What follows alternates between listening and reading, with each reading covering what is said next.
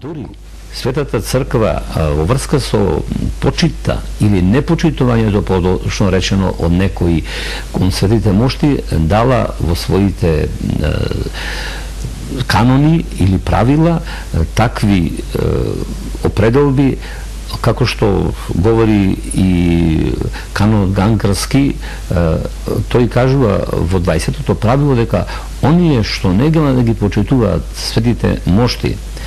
телата на светителите, тие велат да бидат проколнати и да бидат казнети. На свештениците, епископите или верниците кои не ги почитуваат или се гнасат од телата на светителите,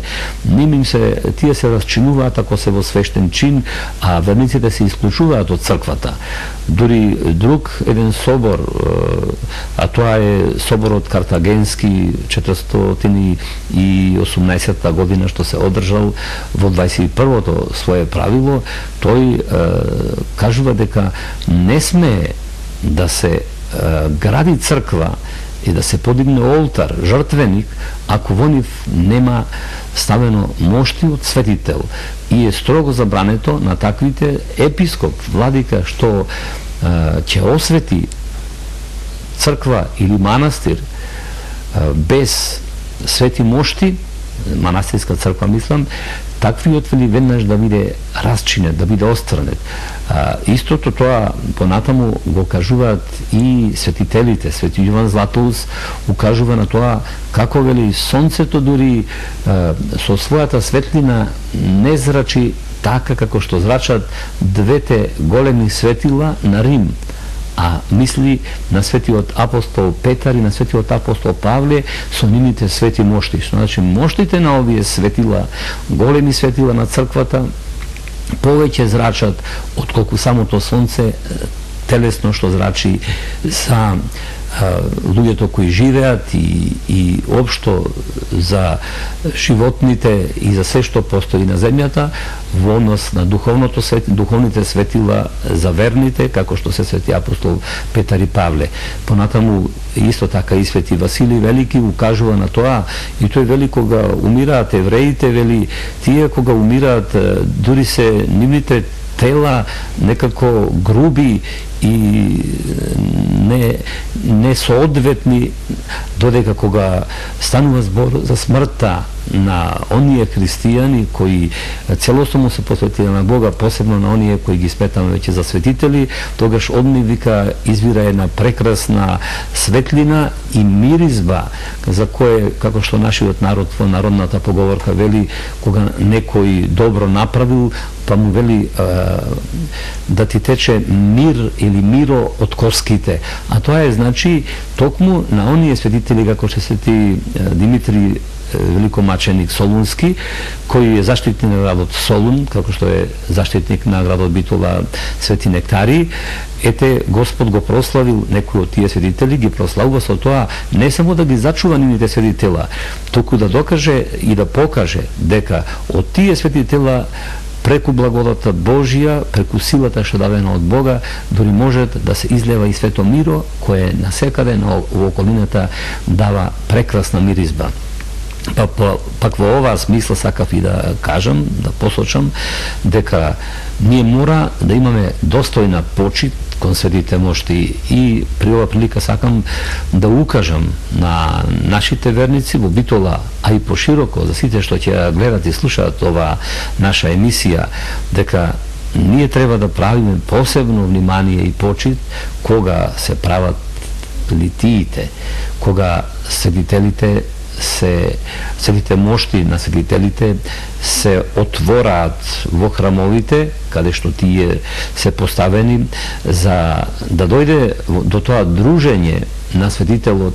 на неговите свети мошти со нас, да се израдува светителот затоа што ние со голема почит се обраќаме кон Бога и го цениме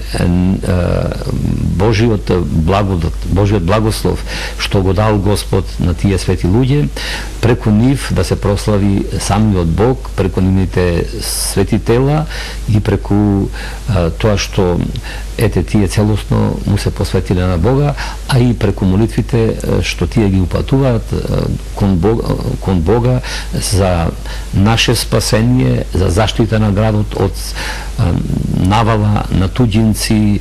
од земјотреси, од непогода, од бури, од пожари и од се што е опасно и штетно. Ние, ако повеќе се молиме на Бога на тој начин да биде заштитен градот и со дело покажеме дека ги подражаваме светителите, не со збор, туку ги усогласуваме нашите животи со нивните животи, односно со животот на Христа, нашиот Спасител, тогаш сигурно ќе не одминат многу несреќи во овој свет и ќе го заслужиме Царството Небесно. Дали може да се кажете вака лаички или народски дека со опходот на светите мошти на Светиот Ангел Битолски на денот на чествувањето на свети нектари, значи на 18 декември во петок, благодата за која зборувавте и која што ја поседуваат светите мошти, на некој начин ќе се разнесе символично низ градот Битола, низ целиот град. Дали е тоа целта на... Токму така, свети Василий Велики, кога зборува за светите 40 маченици, а ние тука имаме исто манастирче на светите 40 маченици, вели, нивните свети мошти кои се разнесени по целата земја, вели, толку силно зрачат и толку благодатно делуваат, што многу луѓе од големи грешници стануваат и свети луѓе. И нормално дека дружењето со светителите на ваков начин, на начин кога ние пристапуваме со сета почит кон светите мошти како кон светитела, ако ние го почитуваме Бога како Отец наш, Христа, нашиот Спасител, како Син Божи и Месија, Светиот Дух, како третото лице на Света Тројца, код Бога, код Отецот исходи и така натаму, тогаш ако го почитуваме ние Отецот,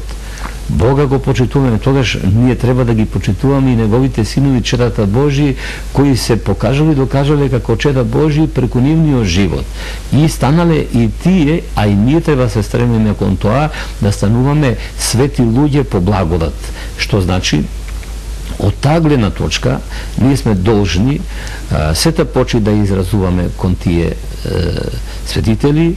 и кон нивните свети мошти. Ако ние, кога еден обичен смртник ќе го носат по улиците за да го погребат, застануваме, а од почит треба и секој да застане и да стане ако седи, тогаш јас жалам кога ќе поминуваме ние со литијата по широк сокак дека многу момчиња и девојчиња и други некои наши луѓе си седат таму на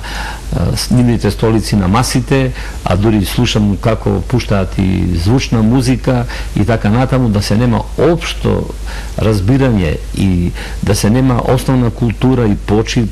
за еден ваков настан, и тоа за светител кој се застапува за битолчани и за целиот град и за сите луѓе во Битола. Тоа мислам дека ги преминува границите и остава впечаток за нас, битолчани, конкретно говорам за оние што таков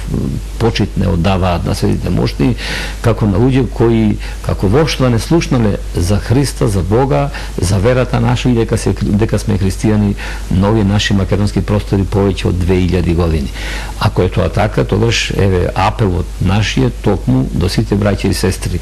не само оние што ќе бидат присутни во црквата, туку и сите оние што кога ќе се движиме по улиците на Битола и по широк сокак да се притружат, да се приклучат кон поворката, кон литијата и заедно сите со достојна почит, со молитвено пеење или со молитвени мисли да му дадеме почит на свети некари Битолски, нашиот заштитник на градот. Мислам дека тоа е должноста на секој од нас, а ако досега не сме знаеле на ваквиот начин, преку етерот, преку радиото, преку телевизијата, должноста наша кога ќе слушне некој за тоа дека како треба да се однесуваме, треба тоа да го послушаме и да се поучиме да не грешиме понатаму.